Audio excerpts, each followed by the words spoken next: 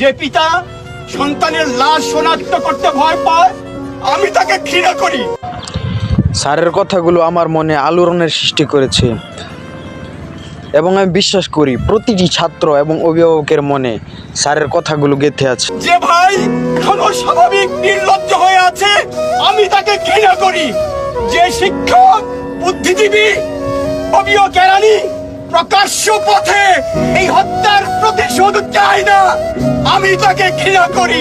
এই মৃত্যু পতাকা আমার দেশ না, এই জল্লাদের উল্লাস মঞ্চ আমার দেশ না, এই বিস্তীর্ণ শ্মশান আমার দেশ না, এই রক্ত স্নাত কসাইখানা আমার দেশ না। স্যার যেভাবে আমাদের পাশে এসে দাঁড়িয়েছেন, প্রতিটি বিশ্ববিদ্যালয়, কলেজ, স্কুলের শিক্ষকদের উচিত স্যারের মতো বাংলাদেশের মানুষ এবং ছাত্র সমাজের পাশে এসে দাঁড়ানো। তিনি যেভাবে শিক্ষক